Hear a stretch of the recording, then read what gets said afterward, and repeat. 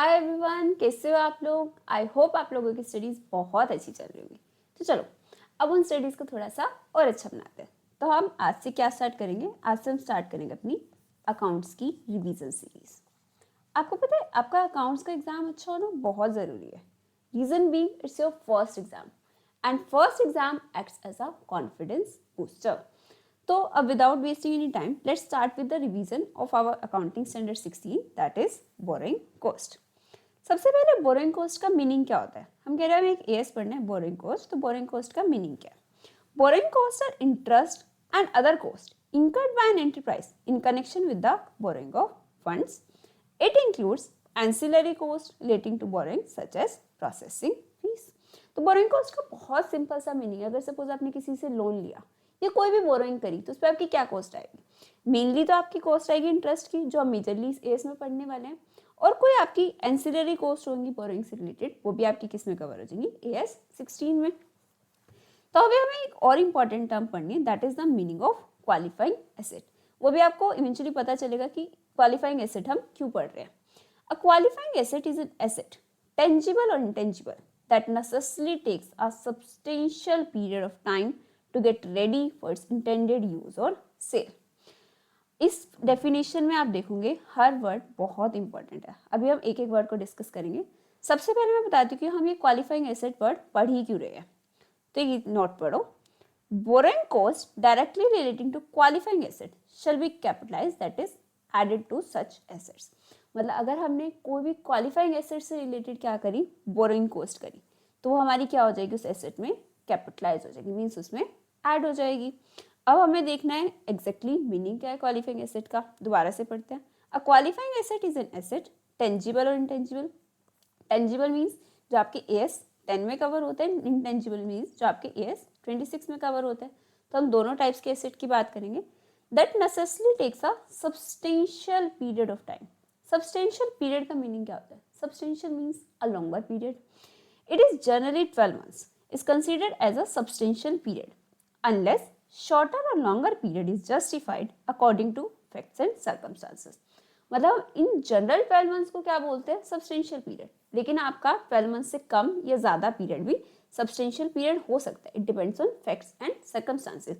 ऐसा आपका एक आईसीए का क्वेश्चन है जिसमें कहते हैं कंपनी ने अच्छी टेक्नोलॉजी यूज़ करके उस एसेट को 10 मंथ्स में कवर कर लिया, कंप्लीट कर लिया, तो क्या हम उसको क्वालिफाइंग एसेट बोल सकते हैं। सो दे से yes, it depends on facts and circumstances, हम बोल सकते हैं। सब्सटेंशियल पीरियड किस चीज के लिए लग रहा है, to get ready for its intended use और सेल। मतलब कि एसेट को रेडी टू यूज करने में, ready to use, ready in its intended condition, जिस कंडीशन में मैनेजमेंट चाहती थी ना, उस कंडीशन में लाने तक के टाइम को हम बोलते हैं, हम उसको कवर करते हैं सब्सटेंशियल पीरियड में। ठीक है। तो अगर कोई भी टेंजिबल या इंटेंजिबल एसेट को रेडी टू यूज करने में आपका सब्सटेंशियल पीरियड लग रहा है, then it will be called a qualifying asset. For example manufacturing plants, power generating facilities, inventories that require a substantial period of time to bring them to a saleable condition. अगर कोई भी inventory है जिसमें आपका substantial period लग रहा है, वो भी आपकी क्वालिफाइंग एसेट है। और इन्वेस्टमेंट प्रॉपर्टीज, इन्वेस्टमेंट प्रॉपर्टीज कैसे, जैसे आपकी बिल्डिंग, ये सब आपकी क्या होते हैं, क्वालिफाइंग एसेट्स। ये आपको एग्जांपल्स भी पता होने चाहिए, क्योंकि कभी कभी आपका क्वेश्चन डायरेक्टली आ जाता है कि आपकी टोटल ये बोरोइंग कॉस्ट लगी, ये एसेट्स पे लगी, तो आपको आइडेंटिफाई करना है कौन सा क्वालिफाइंग है, कौन सा नॉन क्वालिफाइंग है। क्वालिफाइंग एसेट्स की इंटरेस्ट कॉस्ट क्या हो जाएगी आपकी, कैपिटलाइज। तो नॉन क्वालिफाइंग की क्या होगी, it will be charge to P&L account. अब आप बोलोगे नॉन क्वालिफाइंग क्या है, जो एसेट्स क्वालिफाइंग नहीं है वो नॉन क्वालिफाइंग है। Examples of non qualifying assets are routinely manufactured inventories, जो आपकी डेली में इन्वेंट्रीज बनती रहती है, आपकी कोई ग्रोसरी आइटम्स है, क्लॉथ्स हैं, ये सब चीजें जो रेगुलर में बनती रहती है, that are routinely manufactured inventories. Assets that are ready for the intended use और सेल व्हेन एक्वायर्ड, जैसे आपका मोस्ट कॉमनली जो बोला जाता है, अगर सपोज आपने कोई व्हीकल एक्वायर कर लिया, आपने कोई ट्रक परचेज कर लिया, रेडी टू यूज है, तो आप उसको क्या बोलोगे, नॉन क्वालिफाइंग एसेट, और उसके इंटरेस्ट की कॉस्ट आपकी P&L में चार्ज हो जाएगी। देन आपके आते हैं फाइनेंशियल एसेट्स। फाइनेंशियल एसेट्स मतलब शेयर्स, डिबेंचर्स एक्सेट्रा। अगर आपने इनमें इन्वेस्टमेंट करने के लिए कोई बोरोइंग करी, that will be covered under non qualifying asset, और आपकी इंटरेस्ट कॉस्ट कहाँ पे जाएगी, P&L में। इसका आपका एक क्वेश्चन आता है, होल्डिंग कंपनी ने क्या करा, सब्सिडरी में मतलब अपनी एक सब्सिडरी कंपनी के शेयर्स एक्वायर करने के लिए लोन ले लिया। उस सब्सिडरी कंपनी ने आगे एक कैपिटल प्रोजेक्ट में इन्वेस्टमेंट करी। तो जो होल्डिंग ने लोन लिया है, क्या हम उसकी इंटरेस्ट की कॉस्ट कैपिटलाइज कर सकते हैं? नो, क्योंकि होल्डिंग ने जो लोन लिया उसका यूज क्या करा है, फाइनेंशियल एसेट्स, शेयर्स परचेज करने के लिए, तो हम उसको कैपिटलाइज नहीं कर सकते। ठीक है, यहाँ तक आपको समझ आ गया मीनिंग ऑफ क्वालिफाइंग एसेट। फिर आप कह रहे हो कि आपका कैपिटलाइजेशन कमेंस कब से होगा। आपको इसको क्या क्या आपको इसमें चीजें पढ़नी होती है, कमेंसमेंट, देन हम इसमें एक चीज पढ़ेंगे सस्पेंशन, एंड लास्ट में हम एक पढ़ते हैं सेसेशन। 3 टर्म्स आपकी यूज होती है रिलेटिंग टू बोरिंग कॉस्ट। सबसे पहले हम देखते हैं कमेंसमेंट। कमेंसमेंट मतलब किसी चीज का स्टार्ट होना। तो आप कहते हो कैपिटलाइजेशन आपका कमेंस कब से होगा। आप खुद सोचो, बेसिकली सोचो कि कमेंसमेंट कब से होना चाहिए। बहुत जनरल चीज है। The capitalisation of boring cost as a part of cost of a qualifying asset shall commence when all the following conditions are satisfied. All the conditions, आपकी ये जो बिलो मेंशन कंडीशंस है, सारी कंडीशंस फुलफिल होनी चाहिए। ठीक है, अब इसमें हम ये कंडीशंस पढ़ने से पहले एक एग्जांपल पढ़ेंगे, आपको खुद से समझ आ जाएगा।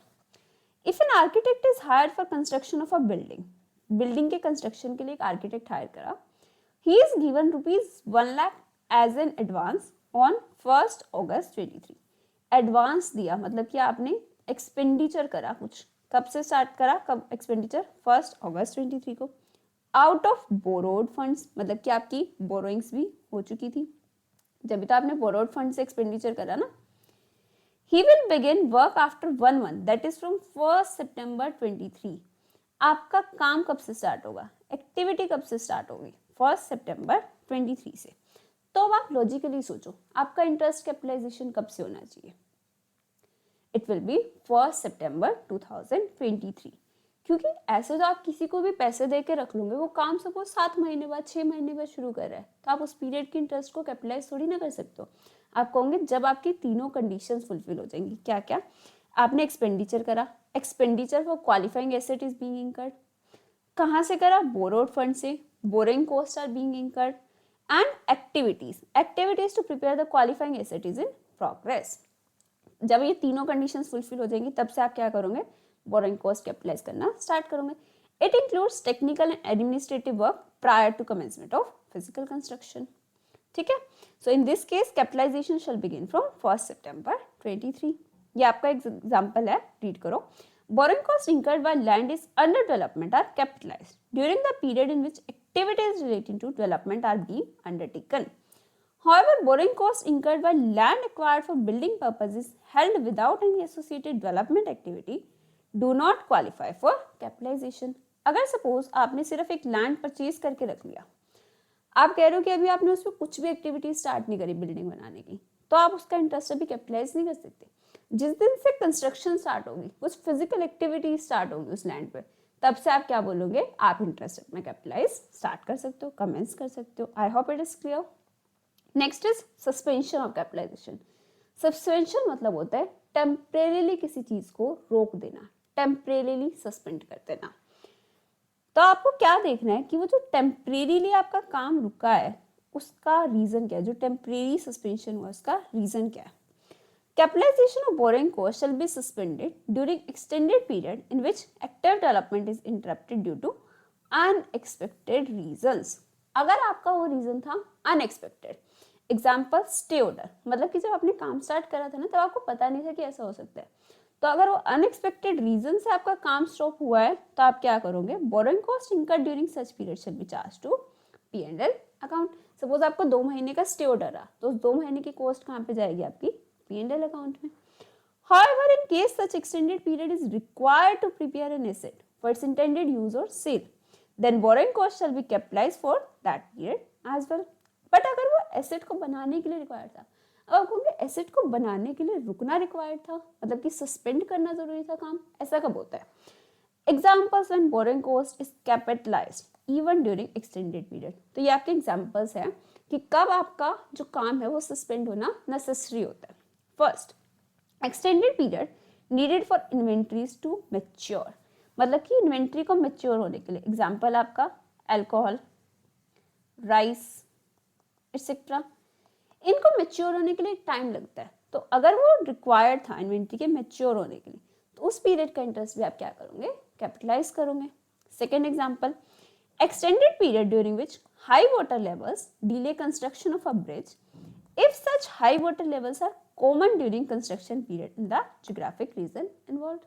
अगर आप किसी जगह पे एक ब्रिज कंस्ट्रक्ट कर रहे हो और वहाँ पे कॉमन है कि हाई वाटर लेवल्स होते रहते हैं, तो आपको स्टार्टिंग में एक्सपेक्टेड था ना, तो आप उस केस में जो वो पीरियड है जब आपको काम रोकना पड़ा हाई वाटर लेवल्स के कारण, तो उसका इंटरेस्ट भी आप क्या करोगे, कैपिटलाइज करोगे, because that is a certain reason, आपका एक्सपेक्टेड रीजन था। ठीक है, तो ध्यान रखना, सस्पेंशन अगर अनएक्सपेक्टेड रीजन से हुआ P&L में चार्ज कर दो उस टाइम का इंटरेस्ट, अगर एक्सपेक्टेड रीजन से हुआ या नेसेसरी था तो उस टाइम का इंटरेस्ट भी आप कैपिटलाइज करोगे। नेक्स्ट आता है आपका cessation of capitalisation. Cessation, cease होना, मतलब कि इसके बाद का इंटरेस्ट आपका कैपिटलाइज नहीं होगा। Capitalization of a borrowing cost shall cease when substantially all the activities necessary to prepare the qualifying assets for its intended use or sale are complete। जब आपकी सब्सटेंशियली सारी एक्टिविटीज उस एसेट की complete हो चुकी है, मतलब आपका एसेट वो कंप्लीट हो चुका है। यहाँ पे वर्ड देखो सब्सटेंशियली, 100% नहीं लिखा, सब्सटेंशियली मतलब होता है मेजरली, 100% की बात नहीं कर रहे हम, सब्सटेंशियली आपकी एक्टिविटीज कंप्लीट हो जानी चाहिए। Even though routine administrative work or minor modifications such as decorations may continue after that। मतलब क्या आपका कुछ भी रूटीन एडमिनिस्ट्रेटिव वर्क है, छोटा मोटा आपका रजिस्ट्रेशन वगैरह रह गया, कोई डेकोरेशन का वर्क रह गया, आपको कोई वॉलपेपर लगाना था, कोई स्टिकर लगाना था, कोई भी ऐसा डेकोरेशन वर्क था, वो रह रहा है छोटा मोटा, मेजर नहीं, तो उस टाइम पे आप क्या कर दोगे, इंटरेस्ट कैपिटलाइजेशन सीज कर दोगे। ठीक है, इसमें आपका क्वेश्चन आता है, सपोज आपका ऐसे बोला कि आपका सब्सटेंशियल एक्टिविटीज कब कंप्लीट होगी, 30 अगस्त 23 को, लेकिन उसके माइनर डेकोरेशन वर्क था वो कब कंप्लीट हुआ, 31 दिसंबर 23 को। तो आप इंटरेस्ट का कैपिटलाइजेशन सीज कब कर दोगे, 30 अगस्त 23 को, जब आपकी सब्सटेंशियल एक्टिविटीज कंप्लीट हो चुकी है। When the construction of a qualifying asset is completed in parts, अब कह रहे हो आप एक एसेट है जो पार्ट्स में कंप्लीट हो रहा है, तो अब क्या करें, अब कब सीज करें, तो इसमें आपको दो पार्ट्स में पढ़ना है। If each part can be used individually, if each part can not be used individually. वो कह रहे हैं अगर इंडिविजुअली वो पार्ट यूज हो सकता है ना जो कंप्लीट हो गया, cease capitalisation on completed part, तो उस पार्ट की कैपिटलाइजेशन आप सीज कर दो। Example, building rights in park. अगर आप क्या कर रहे थे, एक सोसाइटी बना रहे थे, सोसाइटी में आपकी 4 बिल्डिंग बननी थी, 2 बिल्डिंग कंप्लीट होगी और इंडिपेंडेंटली यूज हो सकते हैं, उनको पोजीशन आप दे सकते हो, तो उन 2 का जो है कैपिटलाइजेशन सीज कर दो, बाकी 2 का कंटिन्यू रखो। Similarly rights in parks, if each part can not be used individually, continue capitalisation till other parts are completed. अगर वो पार्ट इंडिविजुअली यूज ही नहीं हो सकता, उसको कोई यूज ही नहीं, तो आप अभी सीज नहीं कर सकते, आप कब तक उसको कैपिटलाइज करते रहोगे, till other parts are completed. Example, part of industrial taking such as steel mill. Boring cost incurred after cessation will be charge to P&L account. जैसे कि हमने बोला इस केस में 30 अगस्त को आपका क्या हो रहा है, सीज हो रहा है, तो उसके बाद अगर आपने रीपे नहीं करा ना लोन, आपकी कोई इंटरेस्ट की कॉस्ट भी आ रही है, तो वो कहाँ पे जाएगी, आपकी P&L अकाउंट में। आई होप यहाँ तक सब क्लियर होगा। अभी तक हमने क्या क्या देखा है, meaning of borrowing cost, then हमने देखा क्वालिफाइंग एसेट। क्वालिफाइंग एसेट्स क्या होता है, जो एक सब्सटेंशियल पीरियड ऑफ टाइम लेता है to get ready for its intended use, उनके इंटरेस्ट की कॉस्ट हम कैपिटलाइज करते हैं, नॉन क्वालिफाइंग की P&L में चार्ज करते हैं। कैपिटलाइजेशन कमेंस कब होता है, एक्सपेंडिचर इंकर हो गया, एक्टिविटी स्टार्ट होगी, बोरोइंग कॉस्ट आपकी इंकर होगी, जब ये सारी कंडीशंस फुलफिल हो जाती है। सस्पेंशन कब होता है, अगर आपका काम सस्पेंड हो रहा है अनसर्टेन रीजन से, तो कैपिटलाइजेशन उस टाइम के लिए सस्पेंड कर दो, उस टाइम का आप P&L में चार्ज करोगे। अगर सर्टेन रीजन था या नेसेसरी था आपका इन्वेंट्रीज को मैच्योर होने के लिए, तो जब का इंटरेस्ट भी आप कैपिटलाइज करते रहो। सेसेशन मतलब स्टॉप कब होता है, जब आपकी सारी सब्सटेंशियल एक्टिविटीज कंप्लीट हो जाती है, even though routine administrative work और डेकोरेशंस में कंटिन्यू आफ्टर दैट। ठीक है, अगर पार्ट्स में कंप्लीट हो रहा है, इंडिविजुअली वो पार्ट यूज हो सकते हैं, तो सीज कर दो, अदरवाइज कंटिन्यू टू कैपिटलाइज। अब आपका एक इंपॉर्टेंट टॉपिक आता है, टाइप्स ऑफ बोरोइंग कॉस्ट। आपकी 2 टाइप्स की बोरोइंग कॉस्ट होती है, specific borrowings, general borrowings. Specific मतलब किसी पर्टिकुलर एसेट के लिए आप उसको अलॉट कर सकते हो कि हाँ ये एसेट बनाने के लिए हमने ये बोरोइंग्स करी है, तो उसके केस में आप बोरोइंग कॉस्ट कैसे निकालते हो, fund specifically borrowed for the purpose of obtaining a particular qualifying asset. Amount eligible for capitalisation, कितना अमाउंट आप कैपिटलाइज करोगे. एक्चुअल बोरोइंग कॉस्ट इंकर्ड, जितनी भी आपकी बोरोइंग्स थी उसको रेट ऑफ इंटरेस्ट से मल्टीप्लाई कर दो जितने मंथ्स के लिए थी. सपोज आपने 10 लाख का लोन लिया था, 10% रेट से लिया था और आपके पास पूरे साल के लिए था, तो आपका 12/12 हो जाएगा. आपके अगर कम मंथ्स के लिए तो होता, सपोज आपके पास होता 8 मंथ्स के लिए, तो आप इसको कितने से मल्टीप्लाई कर देते, 8/12 से. ये क्या आ जाएगा, आपकी इंटरेस्ट की कॉस्ट आ जाएगी. Less any income on temporary investment on those borings. आपने अभी 10 लाख की क्या करी थी, बोरोइंग्स करी थी. जरूरी नहीं है ना एक ही दिन में आप वो 10 लाख का एक्सपेंडिचर कर दो. आपने टेम्परेरीली उसको कहीं पे इन्वेस्ट कर दिया, उस पर कुछ इनकम आ गई, उसको लेस कर दो. यह आपका आ जाएगा interest to be capitalise of specific borrowings. इसमें एक इंपॉर्टेंट नोट है, remember that actual borrowing cost shall be considered in case of specific borrowings irrespective of date of expenditure. मतलब आपने बोरोइंग्स कर ली, आपका काम एक बार कमेंस हो गया, तो आप उसको कैपिटलाइज करना स्टार्ट कर दोगे. उसके बाद इट डजंट मैटर कि आपने कौन से मंथ में कितना एक्सपेंडिचर करा. ये 10 लाख का एक बार कमेंसमेंट हो गया ना आपका कैपिटलाइजेशन का, तो उसके बाद कोई फर्क नहीं पड़ता आपने अप्रैल में एक्सपेंडिचर करा, अगस्त में करा, दिसंबर में करा. आप अपने पूरे टाइम, जितने भी टाइम आपका क्या है, आपके पास वो बोरोइंग्स है और आपका काम चल रहा है उस एसेट पे, तब तक क्या आप इंटरेस्ट कॉस्ट कैपिटलाइज करते रहोगे. ठीक है. कमेंसमेंट से लेके, जब से आपकी कमेंसमेंट हुई है तब से लेके और सेसेशन तक, यहाँ पे याद रखना मैंने बोला है सेसेशन तक, रीपेमेंट तक नहीं. अगर आपका सब्सटेंशियल एक्टिविटीज कंप्लीट हो गई है उसके बाद तो स्पेसिफिक बोरोइंग्स का भी इंटरेस्ट कैपिटलाइज नहीं होगा. तो कमेंसमेंट से लेके सेसेशन तक पूरा का पूरा इंटरेस्ट आपका कैपिटलाइज हो जाता है in case of specific borrowings. इसमें आपको ये नहीं देखना कौन से मंथ में कितना एक्सपेंडिचर करा. ये मैं क्यों बोल रही हूँ, क्योंकि हम नेक्स्ट पढ़ेंगे जनरल बोरोइंग्स. उसमें हमारा डिपेंड होता है कि आपने कौन से मंथ में कितना एक्सपेंडिचर करा है, उसके अकॉर्डिंग बोरोइंग कॉस्ट निकालते हैं. कैसे निकालते हैं? If it is difficult to identify a direct relationship between particular borrowings and a qualifying asset, then it shall be treated as general borrowings. आपने सिर्फ डिवेंचर्स इशू कर दी 10 लाख रुपए के, आपको नहीं पता किस पर्पस के लिए. आप उससे सोच सकते हो कोई व्हीकल खरीद लो, हो सकता है आप कुछ पार्ट प्लांट एंड मशीनरी में लगाओ, कुछ पार्ट अपना वर्किंग कैपिटल में लगा दो, अलग अलग हो सकता है. तो जनरल बोरिंग्स कोई पर्टिकुलर एसेट के लिए नहीं होती. उसके केस में आप कैपिटलाइजेशन, कितना अमाउंट कैपिटलाइज करना है वो कैसे कैलकुलेट करते हो. First, any expenditure incurred shall be assumed to be done from specific borrowings. So calculate interest for specific borrowings if any. अगर आपको क्या था, सपोज एक प्लांट एंड मशीनरी बना रहे थे, ठीक है, उसको बनाने में आपकी कॉस्ट लगेगी 20 लाख रुपीस की. इसके लिए आपके पास स्पेसिफिक बोरोइंग्स है 7 लाख रुपीस की. अब बाकी आप कह रहे हो कि हम जनरल बोरोइंग से करेंगे, तो 20 लाख में से आप सबसे पहले क्या मानोगे, आप ये 7 लाख का खर्चा करोगे. जो स्पेसिफिक बोरोइंग्स है सबसे पहले आप वो यूज करोगे, सबसे पहले उनका इंटरेस्ट निकालोगे. जो बच्चा हुआ आपका 13 लाख से, वो आप कहाँ से यूज करोगे, जनरल बोरोइंग से. ठीक है. तो आपका जितना भी एक्सपेंडिचर हो रहा है एसेट पे, सबसे पहले वो स्पेसिफिक से, बचा हुआ जनरल से. अब आपको निकालना है वेटेड एवरेज बोरिंग रेट, क्योंकि आपके पास जनरल बोरिंग्स, तो अगर आपके 3-4 जनरल बोरिंग्स हैं अलग अलग रेट ऑफ इंटरेस्ट की, तो आप कौन से इंटरेस्ट रेट को कैपिटलाइज करो, आपको नहीं पता ना. आपने डिबेंचर्स भी इशू कर रखे थे, बैंक से लोन भी ले रखा था, डिबेंचर्स से 10% वाले लोन था, 15% वाला. अब कौन से वाला किस एसेट पे यूज करो पता ही नहीं, क्योंकि वो तो जनरल बोरिंग्स है. तो आप एक वेटेड एवरेज रेट निकालोगे, जिसको हम कैपिटलाइजेशन रेट भी बोलते हैं. ठीक है, ये याद रखना. वेटेड एवरेज रेट या कैपिटलाइजेशन रेट सिर्फ जनरल बोरोइंग्स के लिए होते हैं. स्पेसिफिक बोरोइंग्स तो आपने जिस रेट पे करी है ना, उसी रेट पे उसका इंटरेस्ट कैपिटलाइज होगा. ये आपका एक स्टडी मेट का क्वेश्चन है. अगर आपने एक एसेट बनाने के लिए स्पेसिफिक बोरोइंग्स करी है, तो वो जिस रेट पे करी है उसी रेट से इंटरेस्ट कैपिटलाइज होगा. जनरल बोरोइंग्स के लिए आप क्या निकालते हो, weighted average rate.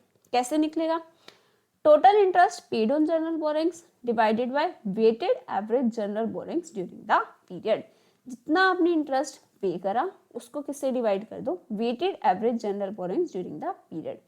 Weighted average general borrowings का मीनिंग क्या है, वेटेड मतलब आप उसको कुछ वेट दे रहे हो.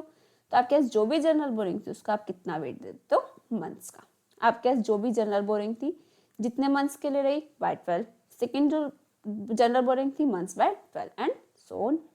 अगर आपको कुछ नहीं बोला तो आप क्या मान लोगे, आपके पास 1 अप्रैल से बोरिंग्स थी और आप 12 मंथ्स का वेट दे दोगे. फिर आपको निकालना है वेटेड एवरेज एक्यूमुलेटेड एक्सपेंसेस. जब जब एक्सपेंडिचर करा, अगर कोई आपने फर्स्ट एक्सपेंडिचर करा अप्रैल में, तो एक्सपेंडिचर का सपोज 5 लाख का अमाउंट था into 12/12।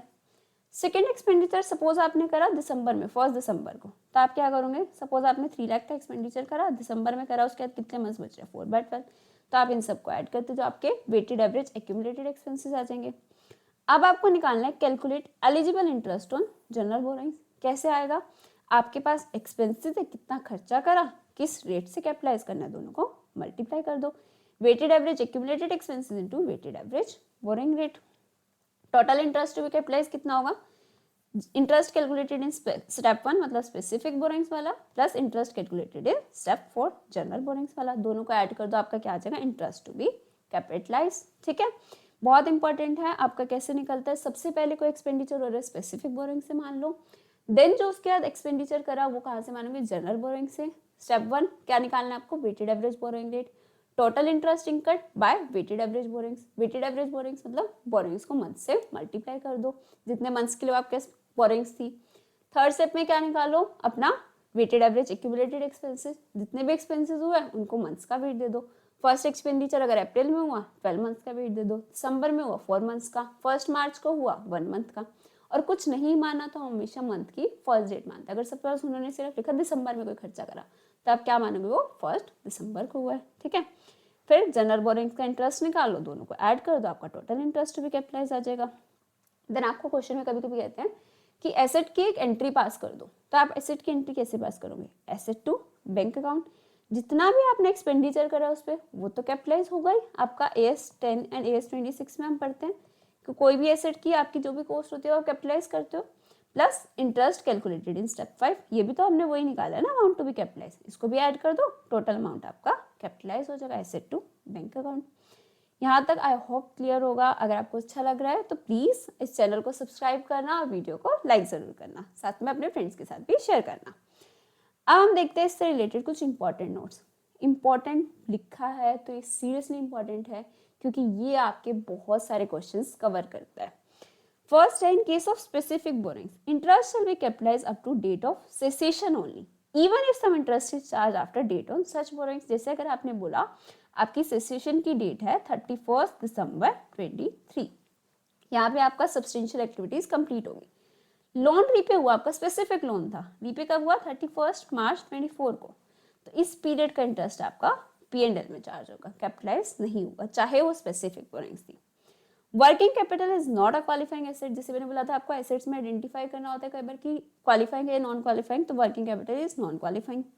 Boring cost incurred during the period of test run which is normally required to bring the asset to commercial production shall be capitalized।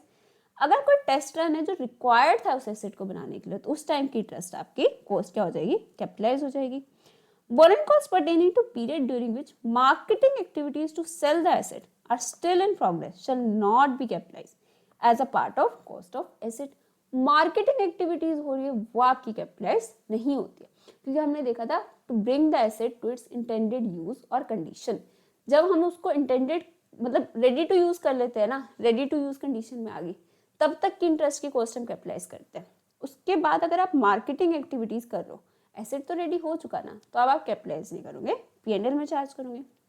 Purchase of machinery, furniture, truck, technical know how etcetera is not a qualifying asset, क्योंकि ये ready to use assets हैं। Period of 12 months is not a benchmark. A company may consider even a period less than 12 months as substantial period, ये हम discuss कर चुके। Interest on borrowing for investment in shares will not be capitalise, ये भी discuss कर चुके। Financial instruments, weighted average borrowing rate और capitalisation rate is considered only for general borrowings. In case of specific borrowings original rate of interest will be considered, ये भी हमने पढ़ा था कि क्वेश्चन में है जो आप कह रहे स्पेसिफिक बोरिंग्स में वेटेड एवरेज रेट लगेगा, तो वो गलत है। If only month is mentioned, then assume that expenses on borrowings is done in beginning of that month। अगर आपको एक्सपेंडिचर बोला मई में हुआ तो आप क्या बोलोगे, अगर आपको डेट नहीं बताई तो आप कब से मानोगे इसको, 1 मई से। आपको जनरल बोरिंग की डेट नहीं दे रखी कि कब बोरिंग्स करी, तो आप कब से मान लोगे, बिगिनिंग ऑफ द ईयर से। ठीक है, यहाँ तक आपका मेजर चंक कंप्लीट हो चुका है AS 16 का। आई होप आपको बहुत अच्छे से समझ आ रहा होगा, क्योंकि ये बहुत इंपॉर्टेंट भी है और बहुत ईजी AS भी है। नेक्स्ट है आपका ये लास्ट टॉपिक है इस एस का, that is exchange difference on foreign currency borings. ये सेम टॉपिक हम AS 11 में भी पढ़ते हैं, जो आपका फॉरेन करेंसी से रिलेटेड ही होता है। फॉरेन करेंसी बोरिंग्स क्या है, अगर हमने किसी एसेट के लिए बोरोइंग्स कर ली फॉरेन करेंसी में, मतलब कि बाहर की कंट्री से लोन ले लिया, तो अगर उस पर आपका हुआ एक्सचेंज गेन मतलब जिस दिन आपने लोन लिया था उस दिन जो एक्सचेंज रेट था इन फ्यूचर उससे कम हो गया रेट। अगर आपने लोन लिया था $10,000 का, ठीक है, जिस दिन लोन लिया उस दिन रेट था आपका 80 का, तो आपको कितने का लोन मिला था? 8 लाख रुपीस का। अब आप कह रहे हो जिस दिन आपको रीपे करना है ना उस दिन सपोज रेट हो गया आपका 70, तो अब आपको रीपे कितना करना है? 7 लाख रुपीस। आपके पास आए थे 8 लाख, जा रहे 7 लाख, तो आपको एक्सचेंज गेन हो गया, वो तो आपका P&L में ही जाएगा। लेकिन हमें यहाँ बात करनी है एक्सचेंज लॉस की। अगर ये होती रिवर्स, आप ये मान लो जिस दिन आपने लोन लिया उस दिन आपका रेट था 7 का, आपको 7 लाख रुपीस मिले, लेकिन जिस दिन लोन रीपे करा उस दिन आपका रेट हो गया 80 का, तो आपको रीपे कितने करने? 8 लाख, तो आपका लॉस हो गया 1 लाख रुपीस का। तो अगर कोई बोले कि ये भी तो एसेट से रिलेटेड ही है ना, तो हम तो इसको भी कैपिटलाइज करेंगे, ठीक है। हम यहाँ इंटरेस्ट की बात नहीं करें, इंटरेस्ट तो आपका कैपिटलाइज होगा ही, जो भी आप इंटरेस्ट पे कर रहे हो फॉरेन करेंसी में। हम बात कर रहे हैं जो एक्सचेंज लॉस हो रहा है, तो क्या हम उसको कैपिटलाइज कर सकते हैं? तो उसके लिए आपको AS 16 कितना इंटरेस्ट कैपिटलाइज करने के लिए अलाउ करता है? Lower of the following is treated as part of borrowing cost. First, actual exchange loss. Actual exchange loss मतलब ये जो हमने कैलकुलेट करा 1 lakh, that is your exchange loss. आप ही आपको निकालना आता होगा, सिंपली आपको क्या करना है, जितना आपने लोन लिया $10,000 into closing rate 80 minus opening rate 70, ये आपका लॉस आ जाएगा। तो आपको देखना एक्चुअल एक्सचेंज लॉस या फिर difference between interest on local currency borrowings and interest on foreign currency borrowings. मतलब आपने लोकल करेंसी में बोरोइंग इंडिया में अगर सेम वो लोन लिया होता तो कितना इंटरेस्ट पे करना पड़ता, और फॉरेन करेंसी में लोन लेने पे कितना इंटरेस्ट पे करना पड़ा, उन दोनों का डिफरेंस। मतलब एक तरह से आपकी सेविंग्स कितनी होगी, क्योंकि आप फॉरेन से लोन किस लिए ले रहे होंगे, बाहर इंटरेस्ट रेट कम मिल रहा होगा तभी ना, तो आपकी कुछ सेविंग्स हुई होंगी। तो जो आपकी सेविंग्स हुई है एक्चुअल एक्सचेंज लॉस हुआ है, दोनों में से जो भी लोअर होगा उतना आप कैपिटलाइज कर सकते हो एसेट की कॉस्ट में, ठीक है। The excess exchange difference if any will be charge to P&L account. अगर आपने बोला आपका एक्सचेंज लॉस हुआ 1 लाख का और इंटरेस्ट की सेविंग्स हुई आपकी सपोज 70,000 की, तो आपका कैपिटलाइज करने के लिए कितना मिलेगा? 70,000। तो जो रिमेनिंग 30,000 का एक्सचेंज लॉस है वो आपका एज पर AS 11 कहाँ पे जाएगा? P&L अकाउंट में, ठीक है जी। अगर आपका इन फ्यूचर एक्सचेंज गेन होता है then it will reduce the borrowing cost in that year to the extent exchange loss was earlier treated as borrowing cost for that period. इतना इंपॉर्टेंट नहीं है आपका। यहाँ से देखो आपका स्टेप्स टू सॉल्व क्वेश्चंस। सबसे पहले आपको क्या निकालना है? Actual exchange loss. आपने बोला ना इन दोनों से लोअर, तो आप लोअर के लिए पहले कैलकुलेट तो करो एक्सचेंज लॉस हुआ कितना। Exchange loss on foreign currency loan amount in foreign currency that is $10,000 into closing rate minus opening rate, actual exchange loss आ जाएगा। फिर आपको दोनों इंटरेस्ट का क्या चाहिए? डिफरेंस चाहिए। डिफरेंस कैसे निकालोगे? दोनों का इंटरेस्ट निकाल लो। आप निकालो calculate interest on foreign currency loan. Foreign currency loan पे आपको कितना इंटरेस्ट पे करना पड़ रहा है? Loan amount suppose $10,000 into foreign interest rate, suppose आपको लोन मिला था 5% पे, into closing rate. Closing rate आपका क्या था? 80, because interest is paid in and में आप इंटरेस्ट पे करोगे ना, तो ये आपका क्या आ जाएगा? फॉरेन करेंसी लोन पे इंटरेस्ट। फिर आप निकालो अगर वही सेम लोन आपने इंडिया में लिया होता तो कितना इंटरेस्ट पे करना पड़ता। Calculate interest on foreign currency loan if it would have been taken in India. Loan amount $10,000, ठीक है। अभी बताओ ये लोन आपने इंडिया में कब लिया होता? बिगनिंग में ना, स्टार्टिंग ऑफ द ईयर पे तो ये लोन आप इंडिया में ले लेते। एक ऑप्शन होता आप कैसे, या तो इंडिया से ले लो या फॉरेन से। तो आप अगर इंडिया का ऑप्शन लेते तो स्टार्टिंग में लेते तो आप किस रेट से मल्टीप्लाई करो इसको? ओपनिंग रेट से, ठीक है, into rate of interest in India. आपको इंटरेस्ट अब किस में पे करना पड़ता? इंडियन रेट में, rate of interest in India, ठीक है जी। ये आपका interest in foreign currency loan आ जाएगा। फिर आपको निकालना है दोनों का difference. Calculate difference between interest on local currency borrowings and foreign currency borrowings. Interest calculated in step 3 minus step 2। जो आपका इंडिया में इंटरेस्ट आया, सपोज ये आपका आता 80,000 का, ठीक है, और आपका हम एक बार के लिए मान लेते हैं इंडिया वाला आपका 80,000 आया, फॉरेन करेंसी में आपका आया 70,000। तो आपने सेविंग्स कितने की कर ली? 10,000 की। इट्स जस्ट एन एग्जाम्पल, आपने सेविंग्स ऑफ इंटरेस्ट करी 10,000 की, और आपका एक्सचेंज लॉस कितने का आया था एक्चुअल 1 लाख का, तो आप कितना कैपिटलाइज कर सकते हो 10,000 का। ठीक है, calculate total boring cost. Total boring cost कितनी हुई आपकी, lower of step 1 and step 4। Step 1 आपका एक्चुअल एक्सचेंज लॉस था, स्टेप 4 ये डिफरेंस आया 10,000 का, तो इन दोनों का लोअर क्या है 10,000। और एक्चुअल इंटरेस्ट पेड वो तो आपको कैपिटलाइज करने के लिए मिलेगा ही, तो वो आप ऐड कर दो, आपका क्या आ जाएगा total boring cost to be capitalise. इसका क्वेश्चन प्लीज ट्राई करना है, इसमें आपके 2 एस कवर हो जाते हैं, AS11 एंड AS16। जितना इंटरेस्ट आपने कैपिटलाइज कर दिया, एक्सचेंज लॉस जितना आपने कैपिटलाइज कर दिया, उसके ऊपर का एक्सचेंज लॉस आपका कहाँ पे चला जाएगा, P&L अकाउंट में as per AS11। I hope आपको ये AS एकदम क्लियर हो गया होगा। इसके क्वेश्चंस प्रैक्टिस कर लेना, बहुत सिंपल क्वेश्चन है, काफ़ी सारे तो थ्योरी के क्वेश्चंस हैं जो हमने ऑलमोस्ट सब कवर कर लिया। प्रैक्टिकल 2-3 क्वेश्चंस अच्छे से करके देखना, अगर ये आपका MCQs में भी आ सकता है और क्वेश्चन में भी आ सकता है। तो चलो अभी नेक्स्ट डेज के लिए नेक्स्ट वीडियो में मिलते हैं, बाय।